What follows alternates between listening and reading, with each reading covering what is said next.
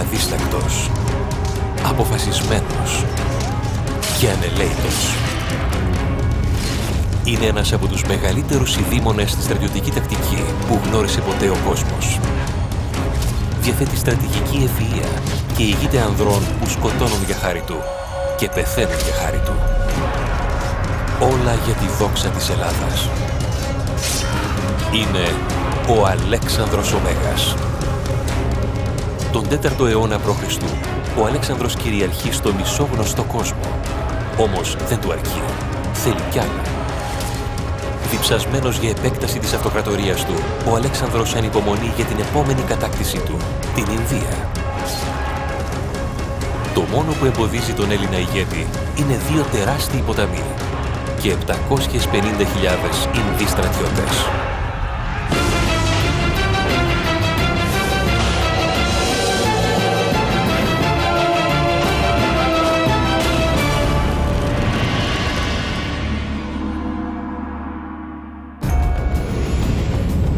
...331 π.Χ. η μάχη στα Άρβιλα. Σχεδόν 50.000 Έλληνες πολεμούν τον αιώνιο εχθρό τους, τους Πέρσες. Επί εκατοντάδες χρόνια, αυτές οι 2 υπερδυνάμεις χύνουν η μία το αίμα της άλλης. Οι Έλληνες υστερούν αριθμητικά κατά 2 προς 1. Όμως αυτή τη μέρα του Οκτωβρίου αναδεικνύονται νικητές και αλλάζουν την πορεία της ιστορίας.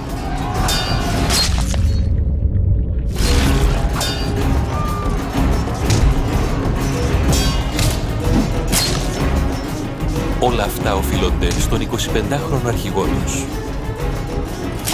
τον Μέγα Αλέξανδρο. Η στιγμή του ανήκει. Alexander has this kind of larger-than-life aura about him. He's handsome with a muscular build, and he's extremely charismatic. His troops pretty much worship him.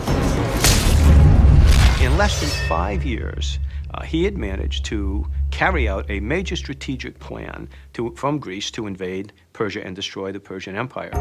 In 5 years, he managed to suppress his own domestic opposition, and then finally was able to force a cataclysmic battle in modern-day Iraq on the plains of Arbela, where he destroyed the last remaining Persian army, and then by right of conquest became emperor of all of Persia. Μερικοί υποστηρίζουν ότι η καταγωγή του Αλέξανδρου τον προόριζε για μεγαλείο. Πίστευαν ότι καταγόταν από τον Ηρακλή από την πλευρά του πατέρα του και από τον Αχιλλέα από την πλευρά της μητέρας του. Η αυτοκρατορία του Αλέξανδρου εκτείνεται από την Ελλάδα στην Αίγυπτο και το σημερινό Αφγανιστάν. Μία από τις μεγαλύτερες στην παγκόσμια ιστορία. Όμως η όρεξη του Αλέξανδρου για εξουσία και δόξα είναι ακόρεστη. 5 χρόνια μετά την ήττα των Περσών, ο Αλέξανδρος είναι έτοιμος να επιτεθεί σε νέο αντίπαλο. Βρίσκεται με τους 32.000 εμπειροπόλεμους στρατιώτες του στην όχθη του Ινδού ποταμού, έτοιμος για την επόμενη κατάκτησή του, την Ινδία. It's been a busy 8 years for Alexander, who's not even 30 years old yet. He's now Emperor of Persia after defeating the mighty Persian Empire in a very bloody campaign. He's Pharaoh of Egypt. Didn't even have to raise a sword there. They just gave up. Now he's knocking on India's door. From a geographic and tactical perspective, the problem is to get to India, you have to cross 2 major rivers, the Indus and the Hydaspes River. Για τους περισσότερους στρατούς, οι ποταμοί θα ήταν ανυπέρβλητα εμπόδια. Όμως όχι για τον Αλέξανδρο, του οποίου η διορατικότητα και η οργάνωση είναι θρυλικές. A couple of years in advance, 2 years in advance, he orders shipwrights to come from the coastal area of Syria and to build boats to ferry his troops across the Indus River. Μόλις ο Αλέξανδρος περάσει τον Ινδό, πρέπει να πολεμήσει με τον Ταξίλη, βασιλιά των Ταξίλων.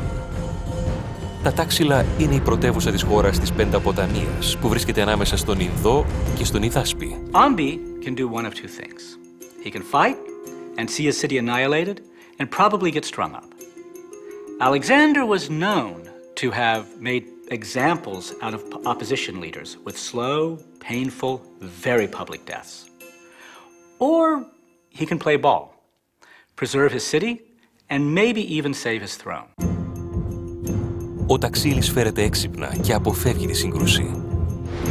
Ο Αλέξανδρος περνά τον ποταμό και καταλαμβάνει εύκολα τα τάξιλα, τα οποία και μετατρέπει σε βάση για την εισβολή στην Ινδία.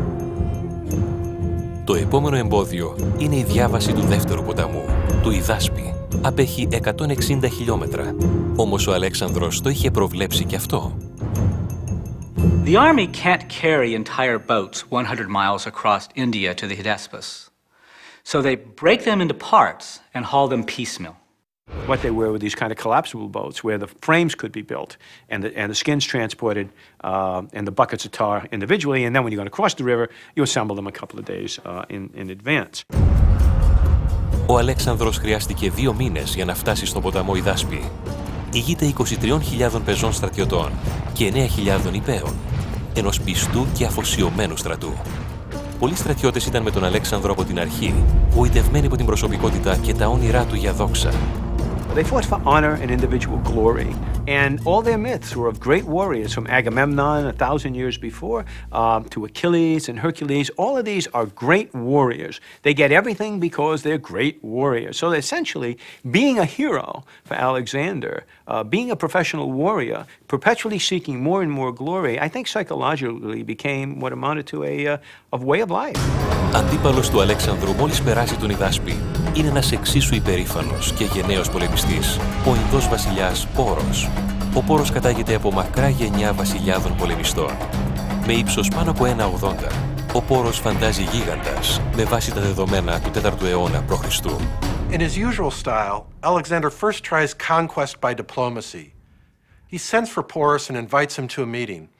Alexander's basically offering him a chance to avoid destruction if he pays tribute and gives up his throne peacefully. Porus doesn't just refuse to surrender. He actually challenges the legendary Alexander the Great to fight. He says, "Yes, I'll meet you on the battlefield."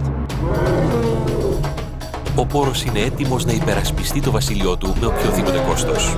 Porus has under his command about 30,000 infantry troops, 2,000 cavalry, and 300 chariots.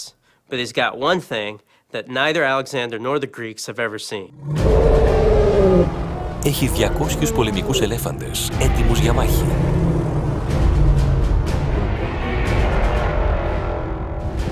The elephant was a highly developed instrument of war in the Indian army. It took about 10 years to train the elephant, and they were exceedingly well trained. They responded to name calls, they responded to whistles, and they fought. So, if we imagine what's going on now, you have Porus on the far eastern side of the Hydaspes River, ready to oppose Alexander's crossing. On the western bank, you have Alexander's army. And in between flows a fairly wide, fairly deep, and fairly rapid Hydaspes River. Ο Αλέξανδρος αντιμετωπίζει μια μεγάλη πρόκληση. Πώς να περάσει τους 32.000 άνδρες του στην άλλη όχθη του άγριου ποταμού, διατηρώντας ταυτόχρονα το στοιχείο του ευνηδιασμού. But how? If he just crosses right under Porus's nose, his troops are going to be sitting ducks. The Indian army will easily pick them off with their arrows midstream or when they try to reach the other side. So Alexander needs a tactical plan. And he puts into motion what will be an unbelievable game of cat and mouse with Porus. When in doubt, deceive and dissemble. And he begins by the simple act of ordering up grain from his logistics supply lines. Grain shipments begin to arrive. And the reason for this is psychological. It's late spring, early summer. What you conclude is that they have no intention of crossing until later in the campaign season, when the river's current and depth are lowered. Τώρα που ο Πόρος έχει πιστεί ότι δεν θα περάσουν τον ποταμό άμεσα, ο Αλέξανδρος κινητοποιεί τους άνδρες του. The second piece of deception was to begin to move his elements of his army, mostly cavalry, but some infantry. He would march them up and down the riverbank, upstream, downstream, upstream, downstream. Initially, what does this tell you if you're Porus? He's looking for a place to cross. He may use it in the future, but he's looking for a place to cross. This is good. I'll find out where he's going to cross, and what I'll do is I'll deploy my forces against it. So Porus takes his army and starts following Alexander on the opposite bank. Ο Πόρος μιμείται την κίνηση των Ελλήνων με όλο το στρατό του.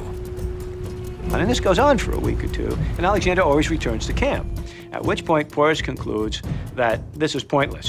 All right, he may be looking for a place to cross, but in any event, there's no need for me to move my entire army up and down the field. So what he does is, instead of doing that, he just posts pickets on the other side of the river. Αυτό ακριβώς θέλει ο Αλέξανδρος. Στη συνέχεια, διατάζει τους άνδρες του να αρχίσουν το δεύτερο στάδιο της καλοσχεδιασμένης εκστρατείας του. Their mission: light fires, make noise, draw attention to themselves every single night. What Alexander's doing, again, is he's conditioning Porus's army to the noise along the riverbank. Alexander has now achieved a very important tactical advantage. What is that? The ability to move his army around on his side of the riverbank without provoking a major tactical response on the part of the enemy. In essence, he's lowered the anxiety level, lowered the attention level of Porus and his army. Τελικά, μετά από 2 μήνες, υπό την κάλυψη του σκοταδιού, ο Αλέξανδρος οδηγεί ένα απόσπασμα μακριά από το στρατόπεδο. Ο Πόρος δεν το αντιλαμβάνεται. Alexander never intended on waiting to cross the river. Everything he's done up until now is to set up a scenario to cross the river without alerting the Indians, and thereby gain the tactical advantage. It's absolutely brilliant. He already knows exactly where he's going to cross, and he's going to cross that night. What he does, he takes a force of some 10,000 infantry and about 6,000 Greek cavalry and another 1,000 horse archers, light cavalry, and moves it up the bank 17 miles. Όμως ο Πόρος δεν θα είναι ο μόνος που θα ευνηδιαστεί από το πέρασμα του ποταμού απόψε.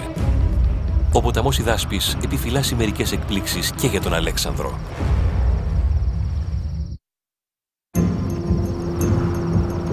Μεσάνυχτα, 326 π.Χ. Ο Μέγας Αλέξανδρος πρόκειται να οδηγήσει 20.000 στρατιώτες στην άλλη όχθη ενός ορμητικού ποταμού στην Ινδία. Είναι μια κίνηση ευνηδιασμού που ετοιμάζεται εδώ και 2 μήνες. Λίγες ώρες νωρίτερα, ο Αλέξανδρος είχε οδηγήσει τη δύναμή του χιλιόμετρα μακριά από το στρατόπεδό του, αντίθετα από το ρεύμα του Ιδάσπη. Εδώ βρίσκεται το πέρασμα. Ο στρατός του Αλέξανδρου είναι μια καλολαδωμένη και έμπειρη πολεμική μηχανή. Επί μια δεκαετία βελτιώνεται και εξυγχρονίζεται με κάθε στρατιωτική σύγκρουση. Μια από τις μεγαλύτερες προκλήσεις συνέβη 3 χρόνια νωρίτερα, εναντίον των ομάδων της Κεντρικής Ασίας. Η μάχη μένεται κοντά στα Βάκτρα και τη Σογδιανή, στο σημερινό Αφγανιστάν και Πακιστάν, επαρχίες στα ανατολικά άκρα της αυτοκρατορίας του Αλέξανδρου. Alexander's problem with the provinces, the furthest provinces into the east, is that they're essentially not really nation states. What they really are is conglomerations of tribal, ethnic tribal units that are at each other's throats, much as they are today in modern-day Pakistan and Afghanistan. And so he sets out to essentially put down these revolts. The Central Asians are nomadic pastoral tribes from around the Caspian Sea. They're excellent marksmen and they're tough. You have to be just to survive in the rugged mountains of Afghanistan. Είναι δεινοί υπείς που χτυπούν και φεύγουν. Όμως ο Αλέξανδρος και οι άνδρες του δεν είναι ούτε εκπαιδευμένοι ούτε εξοπλισμένοι για να αντιμετωπίσουν τέτοιου είδους επιθέσεις. Ο τρόπος των Ελλήνων ήταν πάντα να κινούνται όλοι μαζί σε φάλαγγα, δηλαδή πολλές γραμμές πολεμιστών. Όμως αυτός είναι ένας νέος εχθρός. Οι άτακτοι της Κεντρικής Ασίας διαθέτουν έφυπους τοξότες που εξαπολύουν κεραυνοβόλα βέλη θανάτου. Everything about these horsemen is light and mobile. They harass the enemy with volleys of arrows or javelins, then they quickly retreat. Για να αντιμετωπίσει αυτή τη νέα απειλή, ο Αλέξανδρος αναδιοργανώνει το στρατό του και εντάσσει έφυπους τοξότες στη δική του δύναμη. So in the end, he basically reconfigured his army, basically from Persian sources, making it much lighter, using Persian light infantry, some heavy, but mostly light infantry, and light cavalry. Αυτής της εμπειροπόλεμης και πιο ευκίνητης δύναμης ηγείται τώρα ο Αλέξανδρος για να κατακτήσει την Ινδία. At the end of a 2-year guerrilla war in the eastern provinces and having achieved the modicum of success, Alexander now turns his covetous eyes further east to India. Όμως γνωρίζει ότι αντιμετωπίζει έναν τρομερό αντίπαλο. Ο στρατός του Ινδού βασιλιά Πόρου έχει μακρά και αιματηρή ιστορία. Εκείνη την εποχή, η Ινδία είναι χωρισμένη σε 16 βασίλεια. Πολεμούν διαρκώς μεταξύ τους για την κυριαρχία. War was the normal state of affairs. As soon as a king gained power, he would begin attacking his neighbors. Η πολεμική παράδοση της Ινδίας φτάνει πάνω από 1000 χρόνια, πίσω στην άφιξη των αρίων φυλών στην κεντρική Ευρασία. This is one of the great migrations of history. And if you really want to see what these people look like, turn on your television set and look at Afghani tribesmen. That whole northern tier of mountains has had no genetic dilution at all since the 18th century. So that's what the Aryans look like. They were big, dark-eyed, bearded people who had the horse and the chariot. And so they made short work of conquering India. Much about the Aryans is still debated among scholars. We do know that they were fierce warriors and that they're the ones who introduced the horse and the chariot to the Indian subcontinent. Τα άρματα προσφέρουν ευκινησία και ταχύτητα στο πεδίο της μάχης. Βοηθούν τους Αρίους να κατακτήσουν μεγάλο μέρος της υποήπειρου. We also know that for about a millennium after the Aryans invade, India is ruled by a warrior class whose tribes are constantly at war with each other.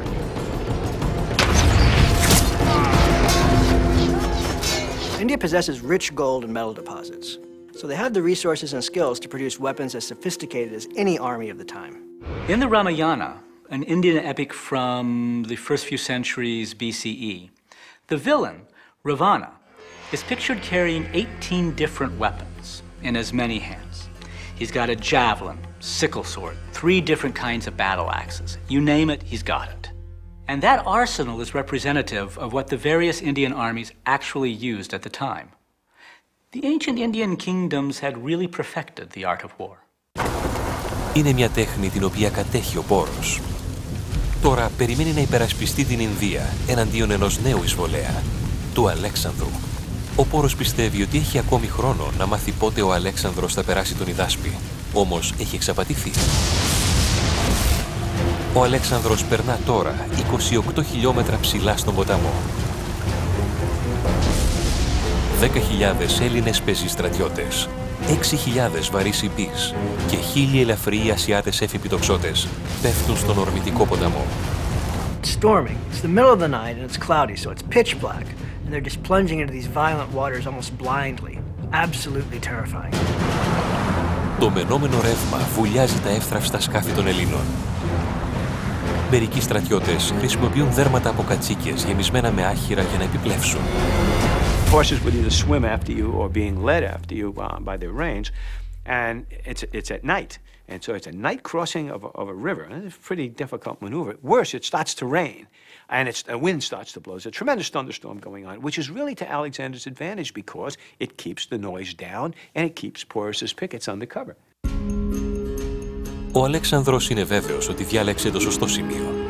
Όμως αυτό που θεωρεί ότι είναι η άλλη όχθη του ποταμού, στην πραγματικότητα είναι ένα νησί που διχοτομεί τον ποταμό. He crosses the river, gains the island, crosses the island in a narrow defile where he can hide his troops from Porus, and discovers to his horror that's not the other bank. It's not the far bank, it's just another island. Πίσω από το πρώτο νησί ανακαλύπτουν άλλο ένα. Οι Έλληνες πρέπει να κάνουν άλλες 2 διαβάσεις. Και ο χρόνος τελειώνει. Alexander has made one of the few tactical errors of his career here. When he scouted the crossing point, he didn't send swimmers all the way across. He just saw an island and the far bank behind it. Turned out that what he saw was not the far bank, but simply another island. So now, God, what are we going to do? It's too deep. So we go up and down the island until they find a place to cross where the water is chest deep. And they cross chest-deep water, swimming, dragging their equipment to another island, and then finally to another island. But by dawn, you know, cold, hungry, and soaking wet, they gain the other bank within a very short time. The pickets pick it up, and a rider is sent to Porus. And so Alexander has successfully made the crossing, and he's moving in force against you. Now Porus faces a dilemma. His scouts say Alexander had crossed the Hydaspes. But across the river from his camp is a large Greek force. Πολύ έξυπνα, ο Αλέξανδρος είχε χωρίσει το στρατό του τη νύχτα. 15.000 πέρασαν τον ποταμό, αλλά 12.000 έμειναν στο στρατόπεδο. This is called a fixing or a pinning force. It keeps Porus in place because he has no idea whether Alexander's is the main force or a feint. If he moves to deal with this feint, then the main force crosses right in front of him, catching him between a hammer and anvil, or is this the main attack? Μπροστά στο δίλημμα αυτό, ο Πόρος παίρνει την απόφασή του. Στέλνει μικρή δύναμη να συγκρουστεί με τους Έλληνες που πέρασαν τον ποταμό. By keeping his main force in place, he's basically hedged his bet into thinking the main Greek force is still right in front of him and across the river, and what's coming is a smaller force. Ο Πόρος στέλνει μόνο 2.000 από τους 4.000 υπείς του και 200 από τα 300 άρματά του να συναντήσουν τον εχθρό βόρεια. Αυτή τη δύναμη διοικεί ο γιος του, που επίσης ονομάζεται Πόρος. Ταυτόχρονα, ο Αλέξανδρος συγκεντρώνει τους εξουθενωμένους άνδρες του και επιτίθεται νότια, με το βαρύ ιππικό να προπορεύεται. Πίσω του βρίσκονται Ασιάτες ελαφριοί έφυποι τοξότες. Το πεζικό ακολουθεί. Όμως, μόλις βλέπει την προέλαση του βαρέως ιππικού και των αρμάτων του Πόρου, σταματά. Υπό την τεράστια πίεση του πεδίου της μάχης, αναδιατάσσει το στρατό του εσπευσμένα. Alexander is brilliant at knowing exactly how and when to change his attack or defense at a moment's notice. He sees how Porus's army is configured and immediately withdraws his heavy cavalry. Heavy cavalry against chariots and other heavy cavalry does not give him the best advantage. What would be better tactically is to send his light cavalry to harass and stop the movement of the army. That's what he does. He sends in his Iranian horse archers. It's a trick he learned from fighting these very same people in the eastern approaches of the Persian Empire. Το ελαφρύ ιππικό του Αλέξανδρου συγκρούεται με τη μικρή δύναμη του νεαρού Πόρου. Κι έτσι αρχίζει η μάχη στον ποταμό Ιδάσπη.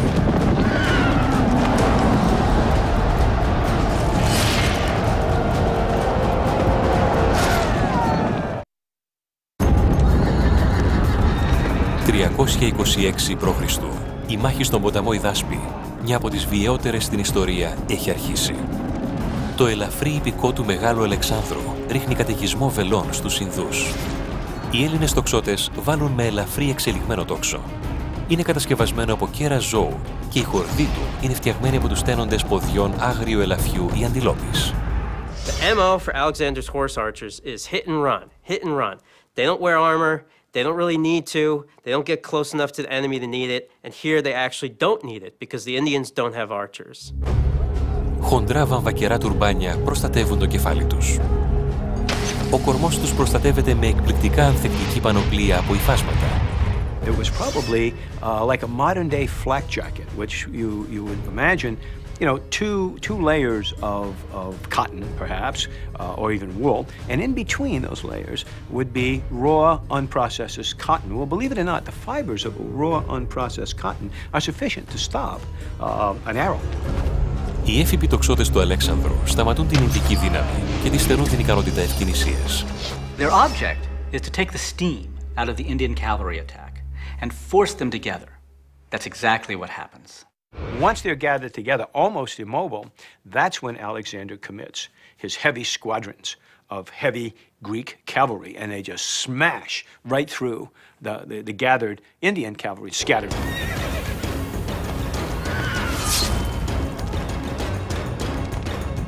Η κοπής είναι σχεδιασμένη για σφαγή. Έχει κυρτή λεπίδα για μέγιστη ισχύ σε κάθε το χτύπημα. Κάποτε ήταν εργαλείο χασάπι και είναι αποτελεσματική με το κρέας και τους εχθρούς. Οι Ινδοί τοξότες στα άρματα εξαπολύουν βροχή από βέλη εναντίον του πεζικού του Αλέξανδρου. Όμως μια μικρή ασπίδα καλυμμένη με χαλκό προστατεύει το ελληνικό πεζικό. Τα βέλη των Ινδών προκαλούν βαρύ πλήγμα, όμως οι συνθήκες του πεδίου της μάχης ευνοούν τον Αλέξανδρο. The rain the night before makes the battlefield a mud pit. These heavy chariots cannot maneuver their iron-shod wheels. They're absolutely useless in the mud. Οι Ινδοί υστερούν αριθμητικά και σε επίπεδο τακτικής. Σχεδόν 500 Ινδοί υπείς σκοτώνονται.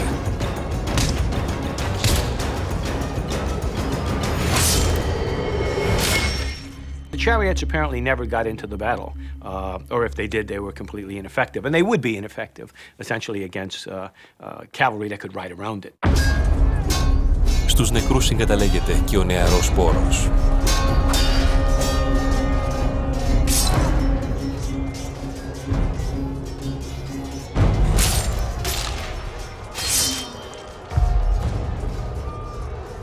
So Alexander has essentially now destroyed and brushed aside that reconnaissance force that Porus has sent. The survivors retreat back to the senior Porus's camp. They tell him his son is dead and that Alexander is indeed leading the main force. And they're heading this way. Πλέον, ο Πόρος αντιλαμβάνεται ότι το ελληνικό απόσπασμα στην άλλη όχθη είναι δύναμη καθήλωσης με στόχο να τον παραλύσει. What Porus does at this point, he's still in danger of a cross-river attack, so he leaves a strong rear guard there to deal with that attack if it comes. He pulls the rest of the army out of the camp and starts to move it upstream to meet Alexander. About 3 hours later, they stop at a good battle site. And what the texts say is that a place where he found the first firm ground is where Porus deployed his army. Why would he be looking for firm ground? Well, there were two reasons. One is he had 200 chariots at his disposal. The second thing is elephants. Elephants are heavy, and you don't want them slipping and sliding all over the battlefield. Ο Πόρος παρατάσσει το στρατό του. Λίγα χιλιόμετρα πιο βόρεια, ο Αλέξανδρος συναντά ενισχύσεις. Πριν περάσει τον Ιδάσπη, εκτός από το ότι χώρισε τις δυνάμεις του, άφησε μια δύναμη ανάμεσα στο στρατόπεδο και το σημείο περάσματος.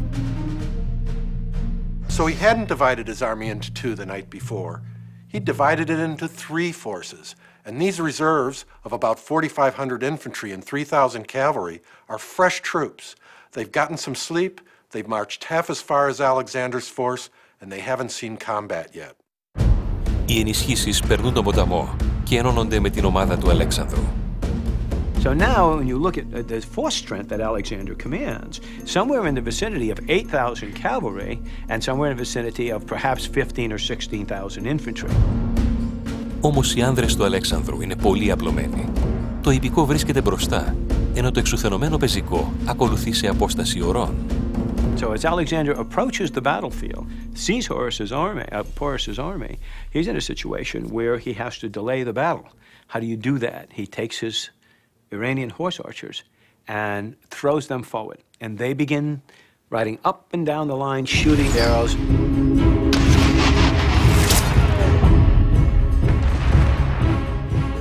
Now is the time when Porus should have attacked. Maybe he wasn't ready. Maybe he wasn't in an aggressive frame of mind. We don't know. But it looks like he was going to accept the battle that Alexander presented. Ο Πόρος άφησε στον Αλέξανδρο χρονικό περιθώριο να φτάσει το πεζικό του και να μελετήσει το στρατό του Πόρου. Μπροστά, μια γραμμή 200 εμπειροπόλεμων ελεφάντων. Πίσω από τους ελέφαντες, μια μακριά γραμμή 30.000 πεζών. Σε κάθε πτέρυγα, μια ταξιαρχία 1.000 υπαίων για προστασία των πλευρών. Alexander's infantry is outnumbered 2-1, so what he wants to do is turn this into a cavalry fight rather than an infantry fight. There's one problem: elephant. Ο Ρωμαίος ιστορικός Κούρτιος περιγράφει τη σκηνή. Τα κτήνια ανάμεσα στις γραμμές των ανδρών έμοιαζαν από μακριά με πύργους, ενώ ο ίδιος ο Πόρος είχε σχεδόν ξεπεράσει το ανάστημα ανθρώπου. Το κτήνος πάνω στο οποίο βρισκόταν φαίνονταν να αυξάνει το ύψος του. The Greek Macedonians had never seen them in large numbers. Now, the individual fighting men wasn't too much of a problem. It was the horses. The horses had no exposure to these elephants, and the smell and sound and sight of them panicked the Macedonian cavalry. Ο Αλέξανδρος πρέπει να αλλάξει το σχέδιό του προκειμένου να χρησιμοποιήσει το ιππικό του αποτελεσματικά. Διαφορετικά, αυτή η μάχη και η ευκαιρία να κατακτήσει την Ινδία θα χαθούν.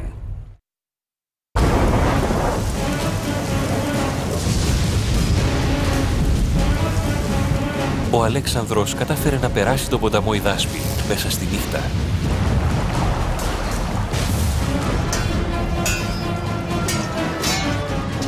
Νίκησε μια μικρή Ινδική δύναμη εμπροστοφυλακής.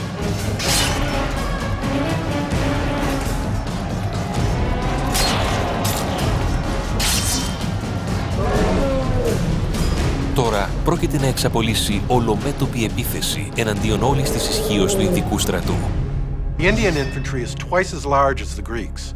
Alexander knows his strength as cavalry, where he outnumbers Porus 4-1. So the game is now how to fight a battle that's not an infantry battle.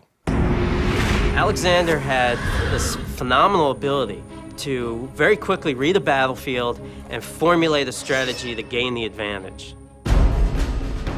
Ο Αλέξανδρος αναπτύσσει τους 4.000 υπείς του προς την αριστερή πλευρά του πόρου. Ο πόρος έχει συνολικά μόνο 2.000 υπείς, 1.000 σε κάθε πτέρυγα. Ο πόρος διατάζει το υπηκό στη δεξιά πτέρυγα να περάσει πίσω από την πρώτη γραμμή και να ενισχύσει την αριστερή πτέρυγα. Αυτό είναι το λάθος που περίμενε ο Αλέξανδρος. Ο Αλέξανδρος διατάζει τον Κίνο, έναν από τους διοικητές του, και 2.000 υπείς που κατευθύνονταν στην αριστερή πλευρά του πόρου να αλλάξουν κατεύθυνση και να επιτεθούν στην απροστάτευτη δεξιά. The 2,000 horsemen arrive on the right wing. There's nobody to fight. They turn the corner and ride all the way behind the Indian positions. It's a bizarre situation that's all but been brought about by Alexander's tactical brilliance. Καθώς ο Κίνος και οι 2.000 υπείς περνούν πίσω από τις Ινδικές γραμμές, ο Αλέξανδρος διατάζει τους έφυπους τοξότες να σφυροκοπήσουν το Ινδικό υπηκό με κύματα θανατηφόρων βελών. Κατόπιν, ο Αλέξανδρος οδηγεί την επίλεκτη ταξιαρχία 2.000 υπέων σε μια άγρια επίθεση δίπλα από την αριστερή πτέρυγα του πόρου. What Porus does is he did what any commander would do. He tries to extend his left flank. So he takes his left wing and he says, redeploy further to the left, which means they come out of their positions, they turn in column of march, and they begin to move out to the left to prevent the envelopment. Καθώς οι Ινδοί αρχίζουν να βαδίζουν προς τα αριστερά και με τον Κίνο να βρίσκεται επίσης σε κίνηση, ο Αλέξανδρος αλλάζει κατεύθυνση ξανά. Αντί να περάσει από την αριστερή πλευρά του πόρου, στρέφεται ξαφνικά προς τα μέσα και αποκόπτει τον κύριο όγκο του στρατού. At the same time, Conus, who was ridden all the way around the battlefield, arrives at what we call the Schwerpunkt, or the critical point in the battle, and bang, slams into the left wing of Porus's army. Τώρα ο πόρος βρίσκεται στη θέση που ήθελε ο Αλέξανδρος, με την αριστερή πτέρυγα διαλυμένη και το υπηκό του εξοντωμένο.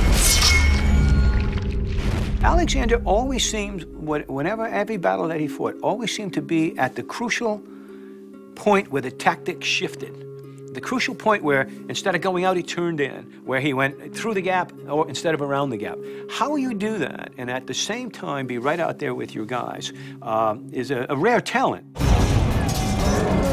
Τώρα ο Αλέξανδρος κινεί το βαρύ πεζικό εναντίον του κέντρου των Ινδών. Όμως ο πόρος δεν σκοπεύει να εγκαταλείψει. Διατάζει τους τοξότες του να επιτεθούν. Το Ινδικό τόξο αποτελείται από ευλίγιστο μπαμπού 1,8 μέτρων. Για να το τεντώσει, ο τοξότης πρέπει να το στερεώσει στο έδαφος και να το σταθεροποιήσει με το πόδι του. Το τεράστιο μέγεθός του παρέχει απαράμιλη δύναμη πυρός. Τα βέλη από κοφτερό κόκαλο ή με μυτερές ακίδες μπορούν να διαπεράσουν οποιαδήποτε πανοπλία. Όμως λόγω του καιρού, οι τοξότες είναι αναποτελεσματικοί. It was raining the night before, and all those thousands of horses and men and elephants, they turned the ground to mud. The Indian army wasn't used to fighting during the rainy season. Its archers couldn't anchor their bows. Huge blow to Porus. He'd lost one of his most powerful weapons. Με την αριστερή πτέρυγά του διαλυμένη, ο στρατός του πόρου περιορίζεται στο πεζικό, τους ελέφαντες και τους τοξότες. You didn't just fight the elephant. The elephant on top was what they call a howdah, which was an archer or spear platform, but they deployed with a squad of 13 infantry around them, the same way we'd use infantry to protect tanks today. Όμως οι ελέφαντες έχουν ένα αδύναμο σημείο, τα μάτια τους. Οι Έλληνες πεζιστρατιώτες βρίσκουν το στόχο. Imagine what would happen if an elephant's blinded in the eye. I mean, he just goes crazy. I mean, an elephant's an exceedingly big animal. Μέσα στο χάος, ο Αλέξανδρος σφυροκοπεί το Ινδικό κέντρο και κονιορτοποιεί την πλευρά του. Παρά το ότι έχει παγιδευτεί σε αντιμέτωπη επίθεση, ο πόρος εξακολουθεί να μάχεται. The center is collapsing on itself into a giant gaggle of 10,000-12,000 men, animals, chariots, donkeys, horses, whatever. It literally can't move, and the infantry is pressing against them. The cavalry is pressing from the side. In these kinds of battles, as long as you're maneuvering on the open plain, you don't take a lot of casualties. But when you close into close combat, it gets horrifically bloody because you can't maneuver. You can't even run away. I mean, the problem at the Battle of Epικές was you couldn't get away. Κτηνώδης μάχη σώμα με σώμα. Ζώα κατακρεουργούνται. Η μάχη του Ιδάσπη μετατρέπεται σε αποτρόπαιη σφαγή. Ο Αλέξανδρος και η ελληνική φωνική μηχανή του εξοντώνουν τον Ινδικό στρατό στη μάχη του ποταμού Ιδάσπη. Alexander commits what's left of his cavalry and orders it into a circle around this mass of quivering, frightened men. Ο στρατός του Πόρου πιάνεται σε μια θανάσιμη παγίδα. Δεν μπορεί να ελιχθεί. 10,000 human beings pressed by another 8,000 human beings in a cauldron of slaughter.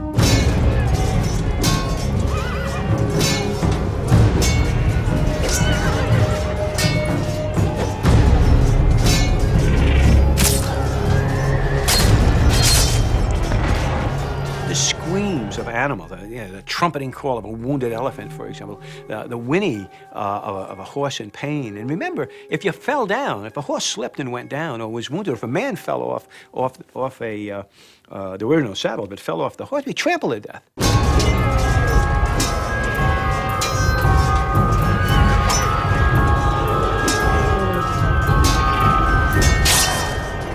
Human beings being stabbed, being hacked at. The noise and the screams in the battlefield becomes quickly covered with blood, gore, and entrails, pieces of human flesh. And the smell. The smell. I mean, elephants, when they're wounded, like many animals, defecate. And you can imagine that as well. The noise and the smell and the human horror, absolutely terrific.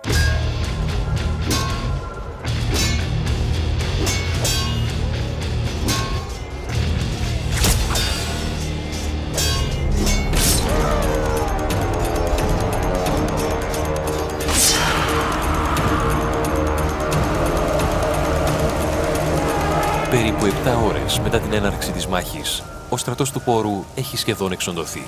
Όμως ο ίδιος ο Πόρος γλιτώνει.